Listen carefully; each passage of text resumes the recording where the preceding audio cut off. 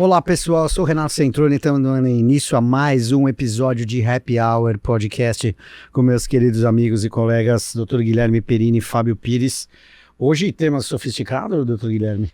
Mais um tema, né? Que a gente está pegando aí nessa nossa série de coisas novas, alvos novos que todo hematologista deveria saber. E deve saber. E hoje vamos... Tudo que ele deveria saber, mas tinha medo de perguntar. Exatamente. E hoje vamos nos aprofundar num novo alvo aí que deve chegar nos próximos anos aí. Exato.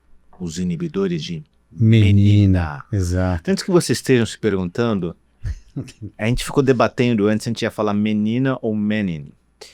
E a gente optou por falar menina, que foi como a gente viu traduzido em espanhol. Em espanhol, Exato. na Wikipedia. Mas não tem nada a ver com menina, garota, nem com cromossomo sexual. Exatamente. É uma proteína que chama menin, porque ela é codificada por um gene chamado MEN1, que foi descrito em pacientes com neoplasia endócrina múltipla. Multiple endocrine neoplasia. Então, tem a ver com isso. Mas não é inibidor de menina. E é esse o tema de hoje, então.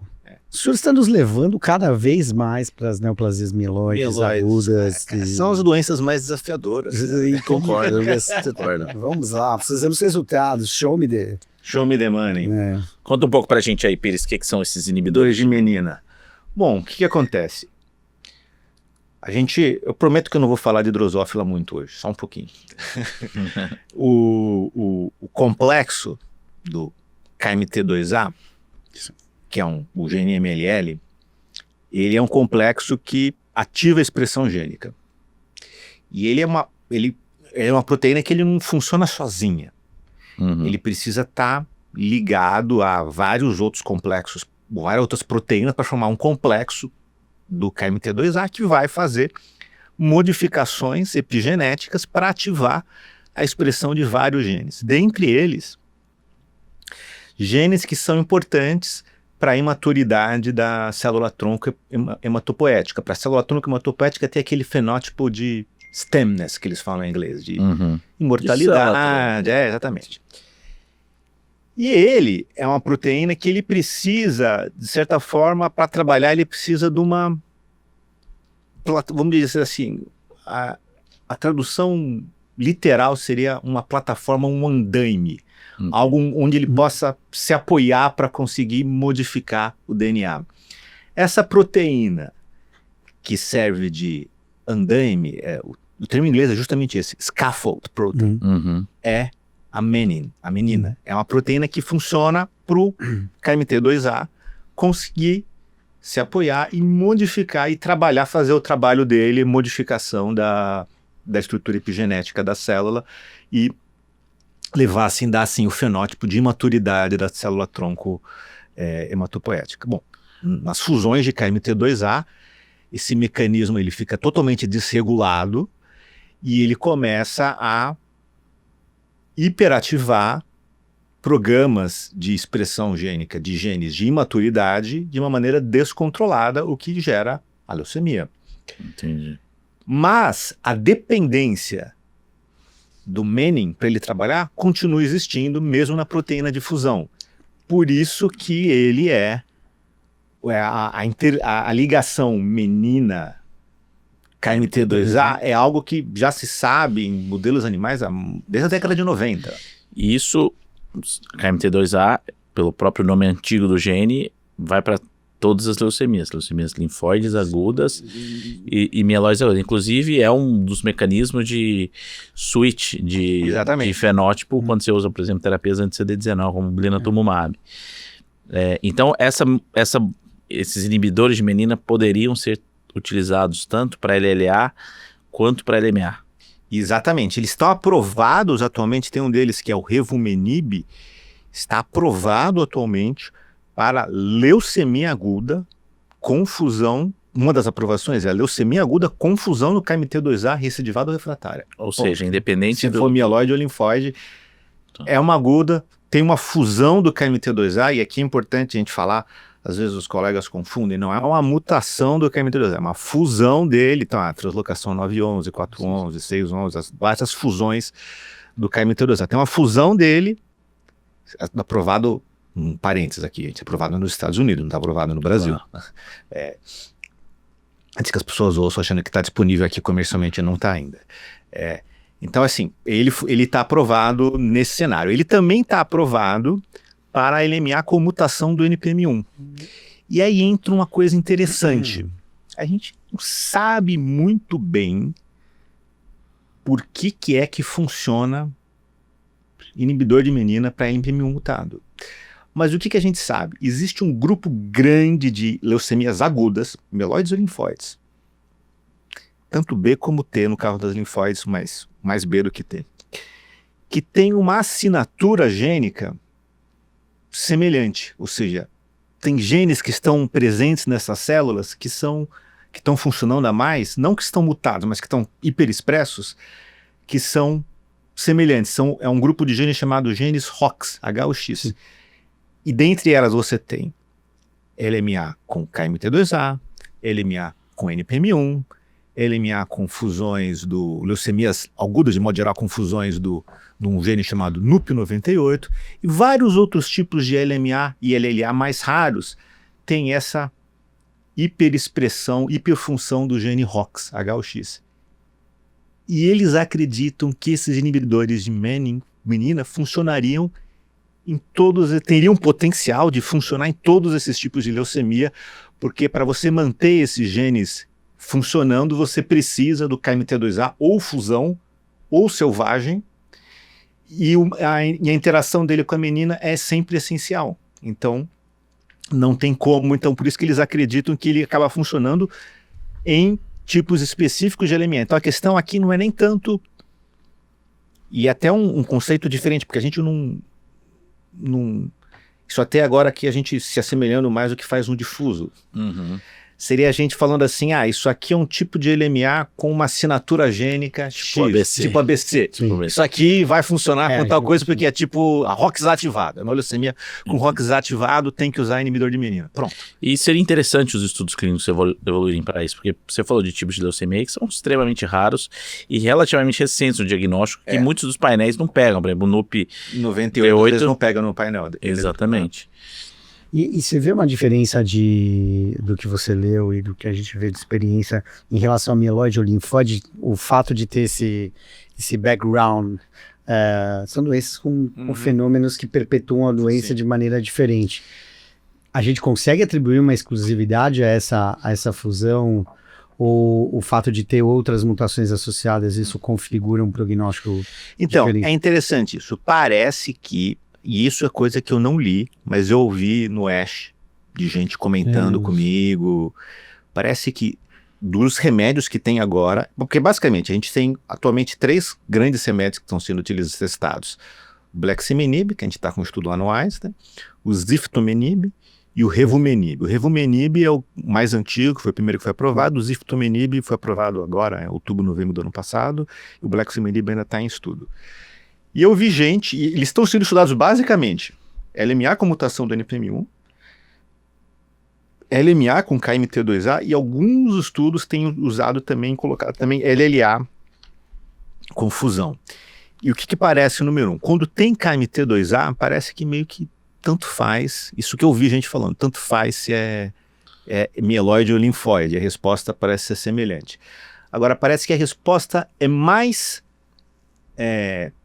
parece ser um pouco mais promissora na KMT2A do que no próprio NPM1. Embora a gente pensaria o contrário, que o NPM1 em geral vai um pouquinho melhor, parece que para essa classe de drogas, no cenário que eles estão sendo grandemente estudados até agora, que é recidivado refratário, parece que é melhor, parece que é mais impactante comparativamente falando no KMT2A. Mas isso é tudo conversa de corredor, de congresso. Não sei se eu imagino que tenham tentado inibir diretamente o KMT2A e provavelmente não foi para frente por toxicidade. O KMT2A tinha uma droga que eles estavam tentando, que era porque o KMT2A, quando tem a fusão dele, ele perde o domínio enzimático dele e ele se associa a uma outra enzima que chama-se DOT1L. E eles tentaram usar inibidores de DOT1L no passado. Não foi para frente, era droga que tinha que usar em infusão contínua, mas eu vi no ASH agora eles estão ressuscitando isso e talvez tentando combinar com o inibidor de menina, fazer essas duas classes, ver se consegue aí atuar em 2 pontos no KMT2A, fusão dele especificamente, daí inibidor de DOT e inibidor de menina. A gente está focando muito no alvo, né, que é específico, né, nesse bloco de encontros que a gente tem tido, mas a gente teve a oportunidade de assistir as apresentações do ASH. Sim. E o que você achou, apesar da aprovação? Tiveram aí os resultados de fase 1, fase 2 já em um follow-up mais longo? A minha percepção, eu fiquei um pouco decepcionado em relação ao resultado. Você quer comentar? Cara, eu acho assim, LMA, leucemia aguda, recidivária refratária, é uma doença sempre difícil. Vamos dizer outra coisa. É uma doença complicada. Já é louvável conseguir fazer um estudo. As taxas de resposta não são boas. Vocês têm que lembrar que esses pacientes muitas vezes eram extremamente politratados, várias linhas de tratamento. Muitos já tinham feito transplante de medula óssea. Então, o que foi globalmente os resultados? Taxa de resposta completa. Não é, eu concordo com você, não é nada para sair descoberta a cura do câncer. É 20%, 25%, com uma duração de resposta ali em 4 a 6 meses. A grande análise era com pacientes que eles conseguiram levar para transplante. E aí consegue, talvez, levar para transplante, aí você consegue ter um resultado melhor. Agora,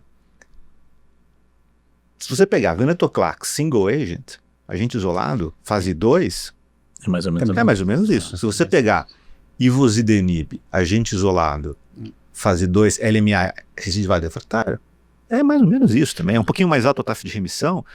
Então, onde eu acho que eles vão brilhar? Quando a gente começar a associar eles com os tratamentos que já existem e quando a gente começar a usar eles em primeira linha. Porque aí você vai... LMA é uma doença que diferente, mais semelhante a um linfoma agressivo, a um mieloma agressivo. Aqui a gente não tem tanto que ficar... vamos fazer...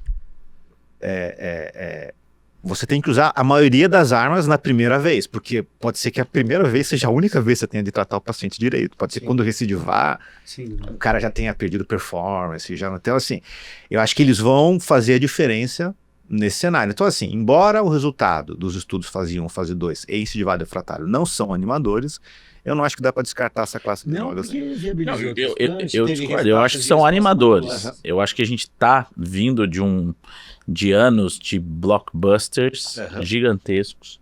A gente já falou inibidor de BTK, venetoclax, em que a gente ficou mal acostumado com essas taxas de resposta.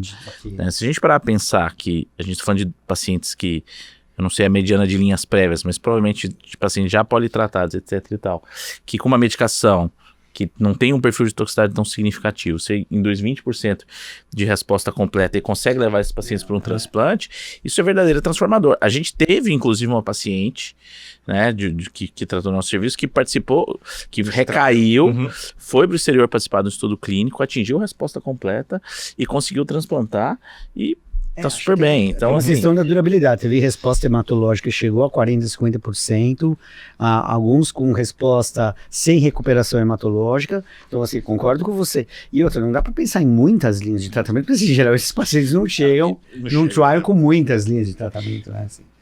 E pensando na LLA, LLA, hoje em dia, a gente melhorou muito o tratamento. Né? Em especial, eu acho que a incorporação do blinatumomab em linhas mais precoces, seja para tratar DRM positivo, mas também em combinação risco standard, pediátrico, etc e tal.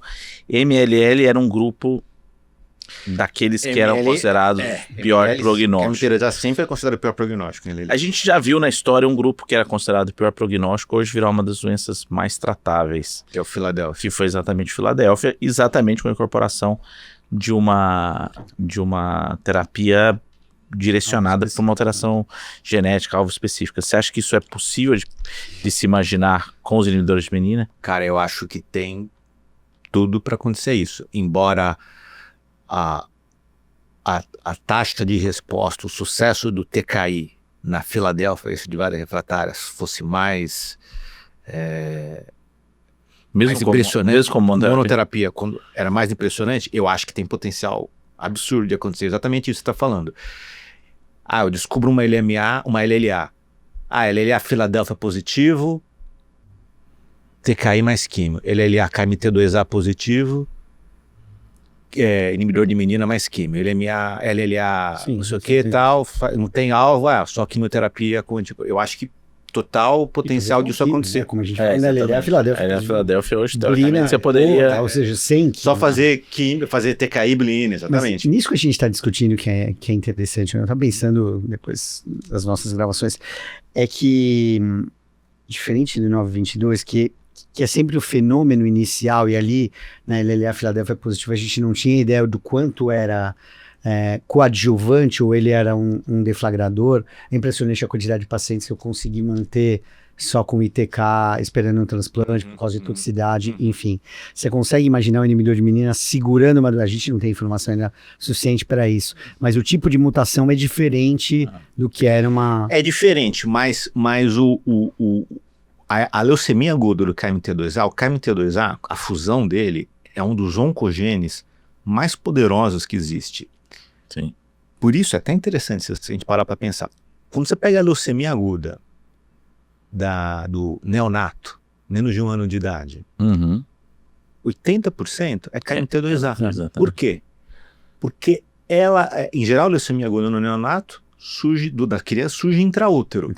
Só que a maioria dos oncogenes demora anos para virar, a maioria não vira, e os poucos crianças que ficam realmente doentes vão desenvolver lá com 3, 4, 5 anos de idade, que é o pico de incidência de LLA da infância. O KMT2A não, ele surge intraútero, ele é tão poderoso que a criança vai ficar doente nos primeiros meses de vida. Sim. E se você analisar o genoma das leucemias agudas com KMT2A, elas têm poucas mutações, porque ele em si já dá conta do recado. Isso é importante, ele é um deflagrador, isolado, isso é interessante. E o que é mais legal de a gente ver no mecanismo de resistência?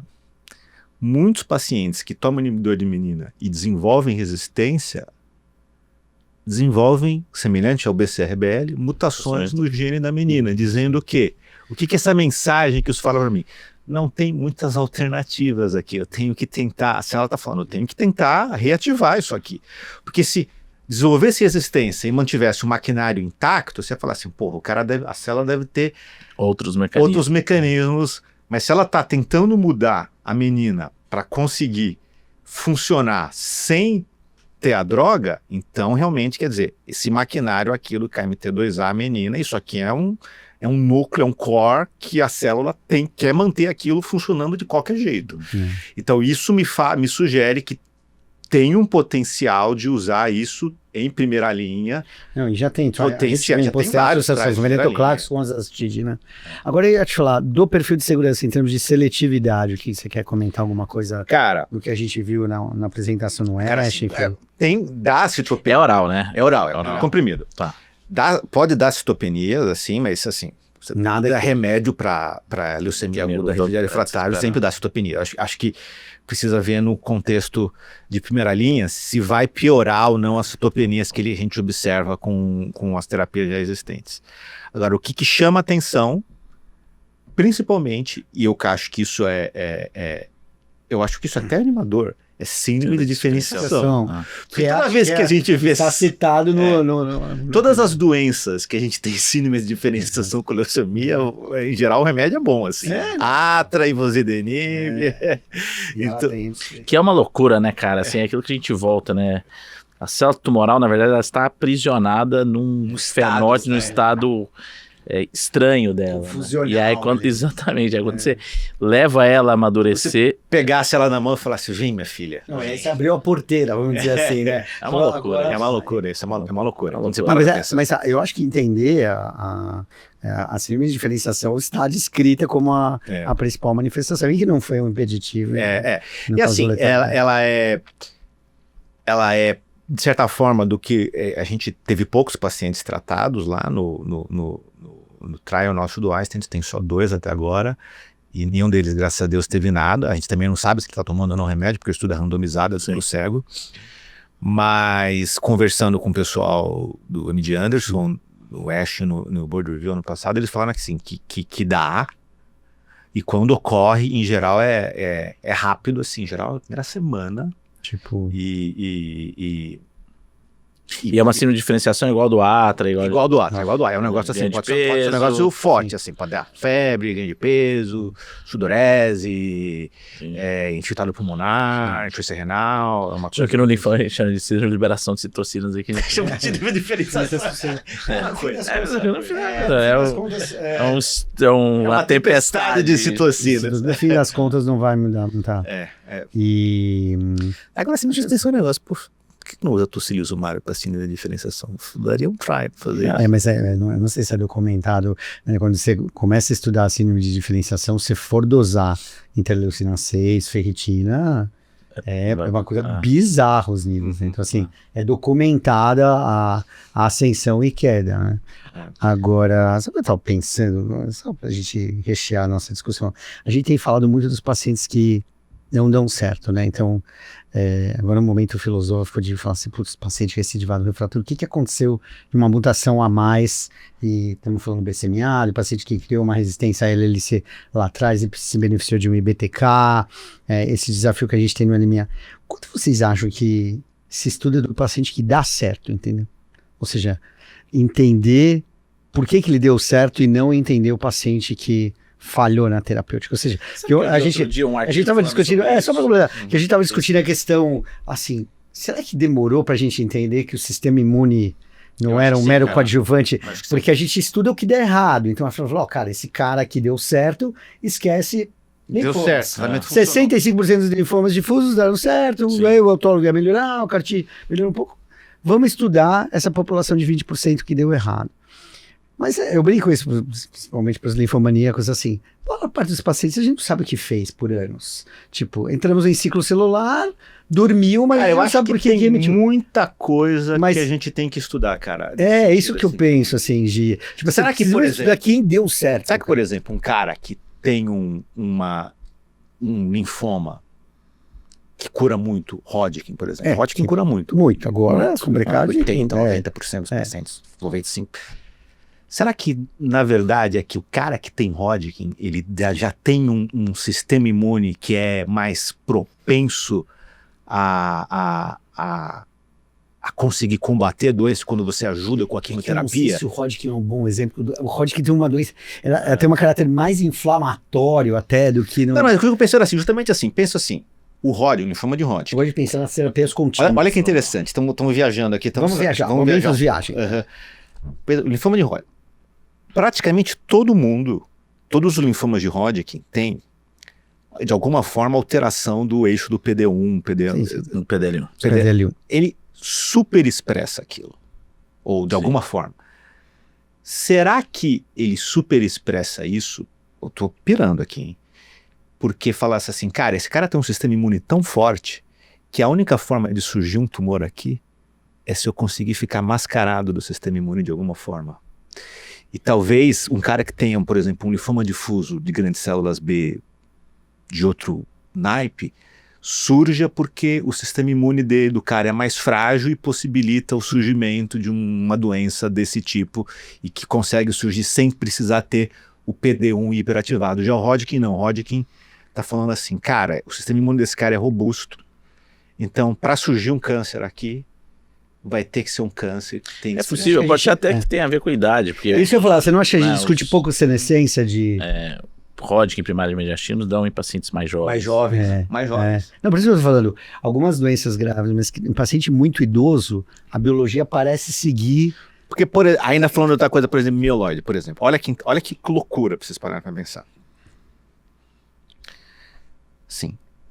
Se você pegar modelo animal, camundongo, pegar célula com mutação de SMD, célula tronco normal, jogar as duas num camundongo irradiado, fazer um transplante de medula óssea com células marcadas, normais, e células com mutação de SMD, sei lá, SF3B1, essas mutações de SMD que a gente vê toda hora aí.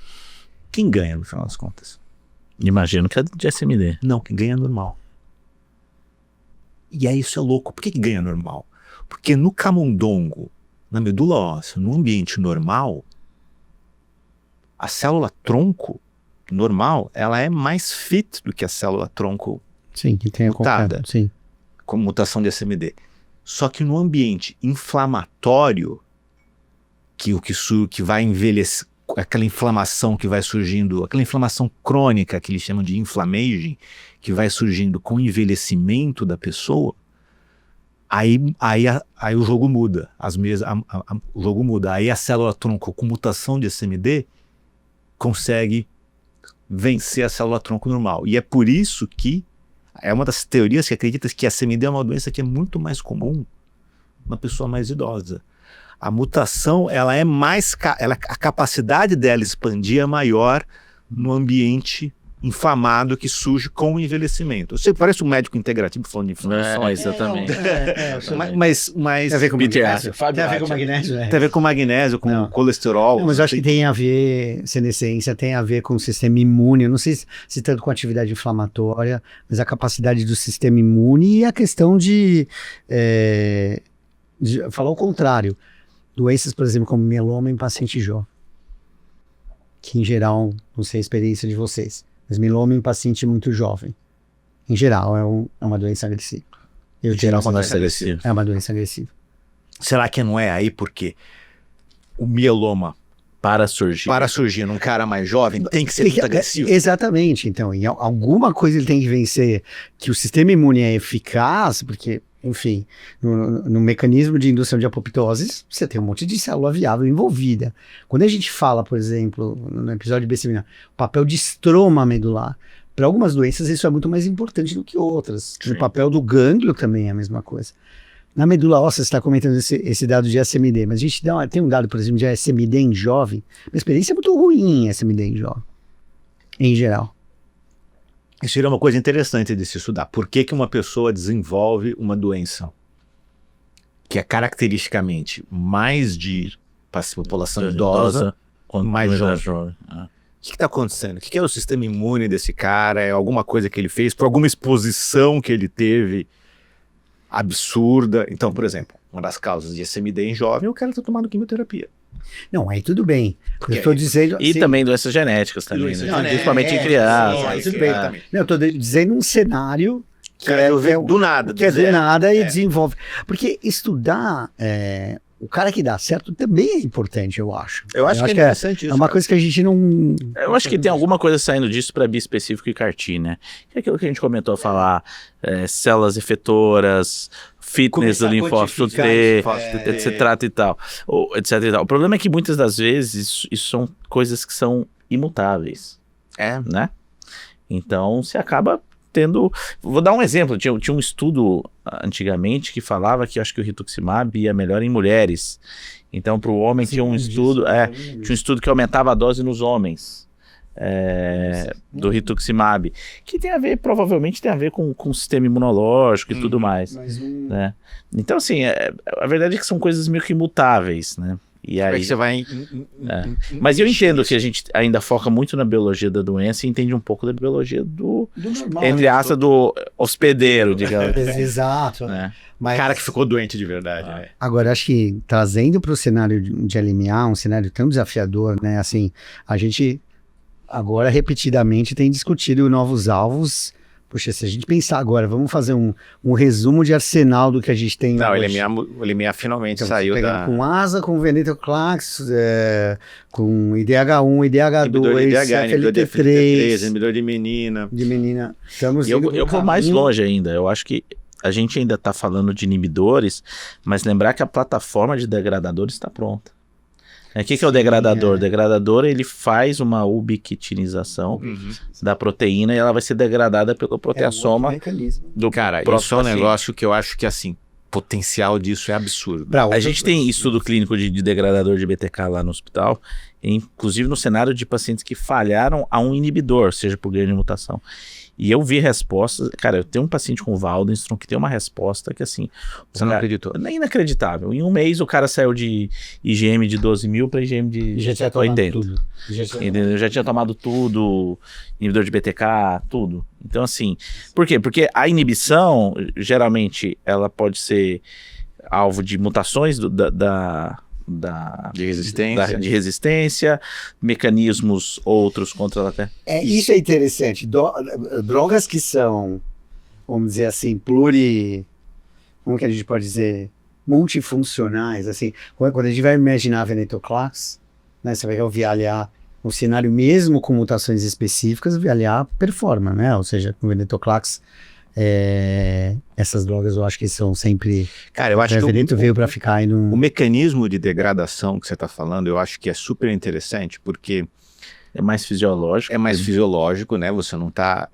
você tá destruindo a proteína.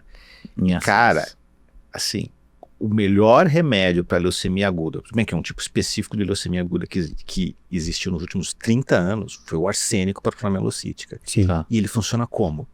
Sendo um degradador. Degradador da proteína do PML rara. Então, assim, é que ele é um degradador natural, né? Se a gente conseguir um degradador artificial, cara, eu acho que tem, assim, dá até vontade de largar tudo e trabalhar numa indústria farmacêutica para criar novos degradadores. eu tô estudando, eu li bastante sobre isso.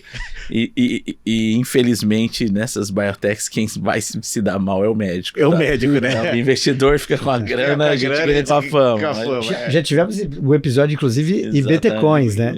IBT-Coins. Tivemos o episódio de IBT-Coins. Mas eu acho que tem um potencial muito grande. E realmente, assim, precisa...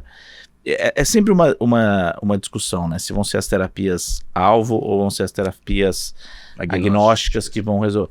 A verdade é que nos últimos anos, talvez os grandes saltos que a gente tenha tido tenham sido nas agnósticas, principalmente tumor sólido, né? Então, inibidor checkpoint que pegaria todo mundo ali, foi mais importante que os inibidores de HFR, ALK, etc e tal. Esse é um desafio maior, né? Mas eu acho que mesmo em hemato, cara, os anticorpos monoclonais, sim, né? Eles foram o venetoclax, que a gente pode falar. Não, eu acho que o venetoclax que não é uma coisa assim, eu tenho a mutação YXYZ, eu vou usar o remédio XYZ. Ele é mais... Você falou, pô, rituximab, quer avanço do rituximab.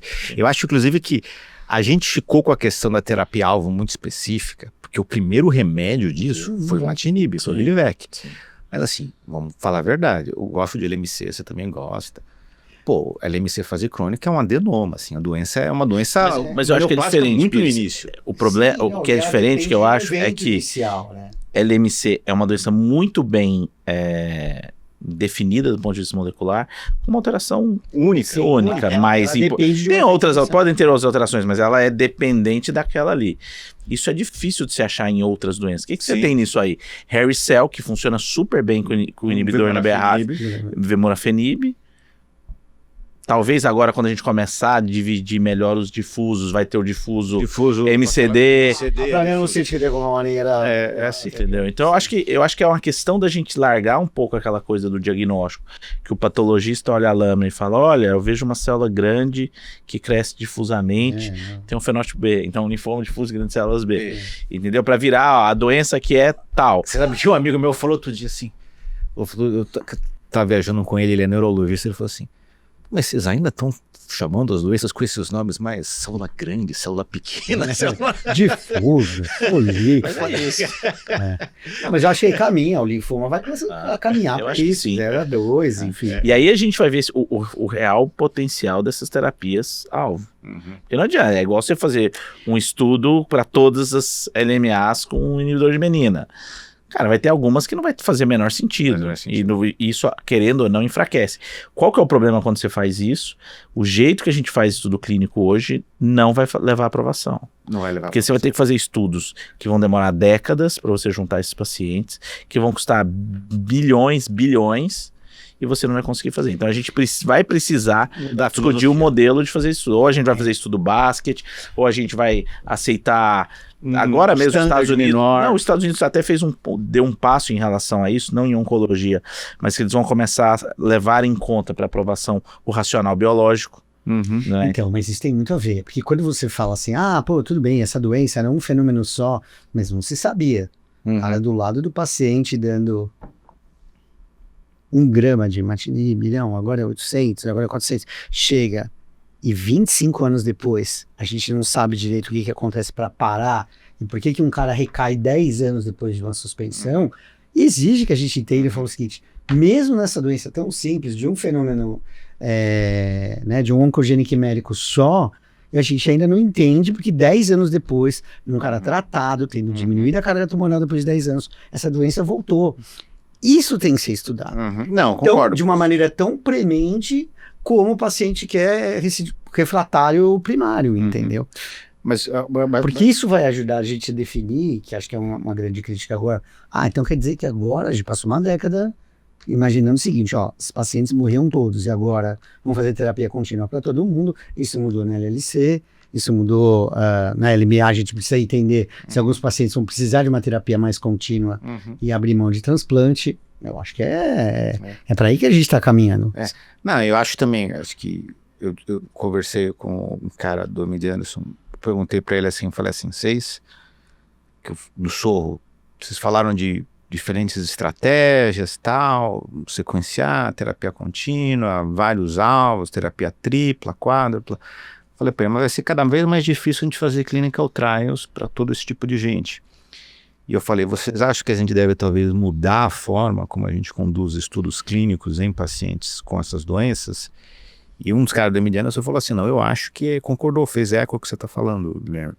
Ele falou assim, eu acho que a gente precisa talvez rediscutir a maneira como a gente conduz desenhos dos estudos clínicos em oncologia, hematologia, porque são doenças raras, são doenças às vezes que você vai ter, sei lá, vou dar um outro exemplo aqui. Histiocytose com mutação do BRAF ou mutação do gene da MAP quinase. São doenças raríssimas. Você vai fazer um estudo fase 3, comparar isso com cadribina. Não dá. O próprio Cantargia, ele fala que ele considera antiético hoje e que o MD Anderson não vai participar de estudos fase 3 em LLA Filadélfia. O meu standard of care aqui, que é Blina com Pona, dá 96% de resposta completa, 80% ela vai cacetar de pacientes curados sem precisar nem de transplante. Como que eu vou abrir um estudo clínico que o braço controle é quimioterapia? Não dá. Mas você lembra quando a gente entrevistou o Raj Kumar? Que ele respondeu o seguinte, ele falou, eu falei, olha, a gente precisa de transplante ainda? Ele falou, olha, um estudo responde no máximo 1 ou 2 perguntas. E essa é a limitação. Como é que eu derrubo 87% de sobrevida livre de progressão se eu estou fazendo 4 ciclos de um transplante? Quem vai me pagar um estudo, você entendeu? Tendo um resultado de 87%. Então, acho que tem isso também. O que nós queremos responder com cada estudo, né? Essa é a questão. Mas isso vai mudar. Eu não sei como que vai ser. Principalmente nas doenças hematológicas. Se a gente quiser avançar nessas doenças raras, que são órfãos, são pouco faladas, etc e tal, tem que ter alguma mudança. Você pega, por exemplo, você falou do NUP98 aí, quantos por cento das leucemias agudas? 2%. 2%. Você tem um racional biológico para aquilo ali. Você poderia fazer um estudo, fase 1/2, e mostrar uma resposta. Isso muitas das vezes não é aceito pela agência reguladora. E aí? Como é que fica? Você prova que funciona. Eu vou dar um exemplo, o Vemurafenib, que dá praticamente 100% de resposta em hairy cell, não tem aprovação. Não tem aprovação. Nos Estados Unidos, que você consegue ter uma aprovação indireta pelo guideline, que é o NCCN, você ainda consegue fazer medicação. Entendeu? Mas no Brasil você não consegue, se não for judicializado. Não. Mesma coisa para as histiocytoses, que tem mutação do BRAF, que tem estudo que mostra que funciona. Não vou nem entrar na de Langerhans, não, mas ainda mais raras, Erdem-Reichester. Eu tenho uma Erdem-Reichester com 50% tem mutação do BRAF. Não tomou nem BRAF, não tinha nem BRAF, ele tinha MAP2K1, deu aquele remédio de melanoma, como é que chama? Trametinib, limpou o PET do paciente. Limpou o PET do paciente. Mas isso acaba sendo um limitador de aprovações muito significativos. Então, ou seja, temos que inibir os inibidores. Agora, o senhor vem aqui, em pleno 2026, falando de inibidores de menin. Isso pode ter soado um pouco mal. Não, eu entendo que vocês podem ter ficado e aí a gente nesse sentido. O senhor é pai de 2 meninas. Exatamente. Eu sou pai de uma menina. Eu e o Guilherme decidimos fazer o seguinte: vamos contrabalancear essa apresentação com agonistas de meninas. Agonistas, estimuladores de meninas. Então, o momento cultural será agonistas de meninas, é isso? Bandas de meninas? Vocalistas, pelo menos. Músicas de meninas. Vamos ver se vocês conhecem tudo isso, porque eu não botei legenda. Tá bom, vamos lá então. Temos um slide ou não? Temos um slide. Temos um slide aqui. Ele ia acostumar a olhar lá, eu não sei se... Vamos olhar lá, pra lá. Legal. Olha só. Quem temos aí? Aquela Que é Jefferson Airplane. Não. Primeiro é Jefferson Airplane. Grace Slick, quase 90 anos. Don't you want some...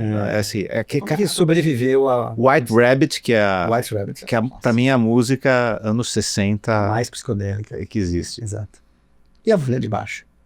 Ali a banda de baixo, essa eu não confesso. Elas estão muito novas na foto. É Heart que canta Eu falei com a Racuda. Eu falei Heart. A Racuda é um clássico. Ah. E essa moça do lado com um monte de guitarras vermelhas, quem é? Que é Joan Jett. Joan Jett.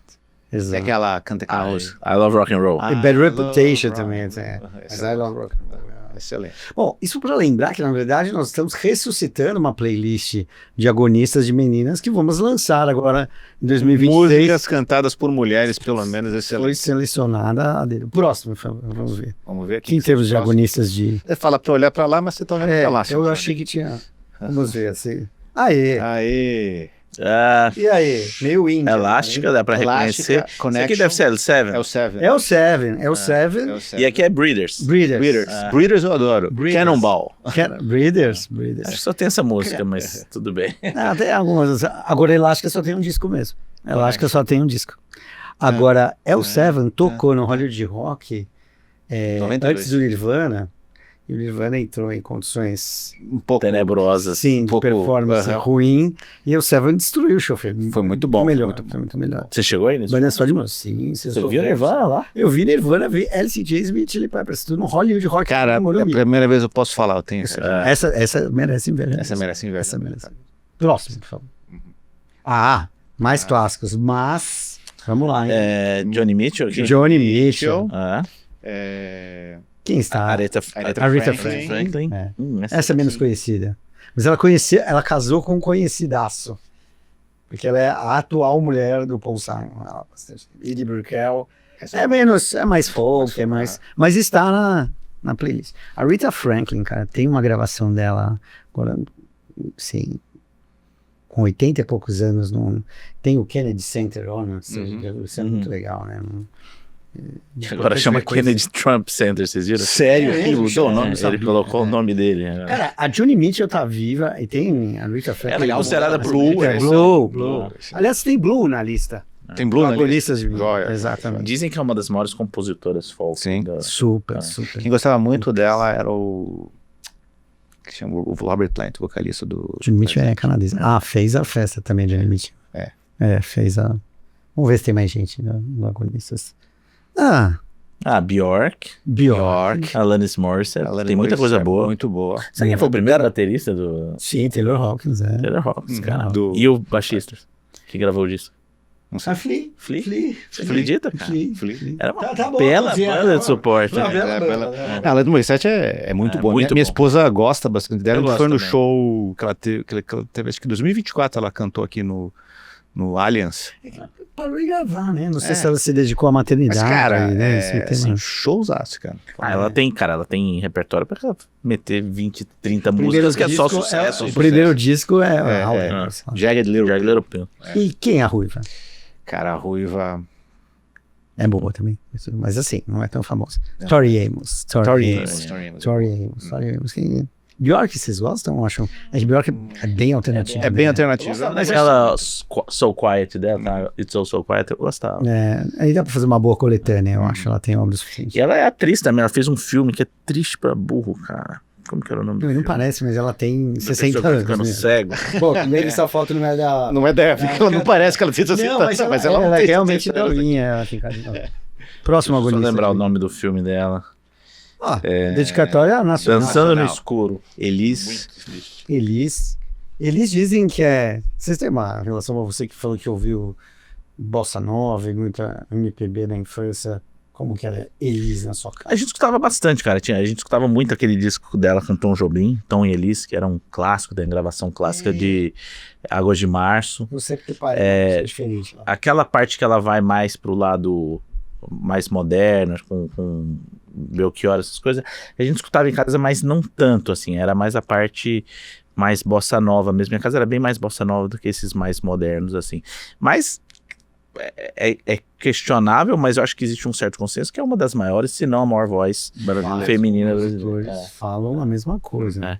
Eu cheguei a morar em São Paulo num prédio que ela morou, cara. É mesmo? É aquele redondo ali que eu morava, sabe? Perto da Faria Lima. Da Faria Lima. Ela chegou a morar lá. Ah, não sabia. Marisa Monte também é uma das intérpretes, aí já de uma geração mais próxima. Aquele disco dela, eu até trouxe na minha playlist que tem nome de várias cores, da Rosa, Carvão, etc e tal. Sim, é excepcional. Cara, minha mulher adora Marisa Monte, já assisti Marisa Monte sozinha, com o Paulinho da viola, ela é muito eclética também, né, joga pra vários... E pra mim, Cássia Eller é aquela a intérprete que se apropria da música e fala, é minha, toda a música do Nando Reis. Nando Reis é tipo o Bob Dylan, né? O cara compõe, aí ela pega e transforma em obra. Cara, pra mim ela era muito boa. Sensacional. Mesma vez. Morreu nova, né? Morreu muito nova. Muito nova. Isso pra falar, resumindo aqui, a quantidade de intérpretes. O senhor que é um inibidor de menina, mas... Agora vai ter que aturar as agonistas de meninas. Tá bom. O próximo. Eu tenho esperança. Eu tenho esperança de que o rock não morreu. A gente, toda vez que vem aqui, é incapaz de falar uma banda, não. Essa banda... Caramba. Não. Warning. Não é. Putz, não é. Essa é The Warning. The Warning é uma banda mexicana que eu conheci há uns 2, 3 anos atrás.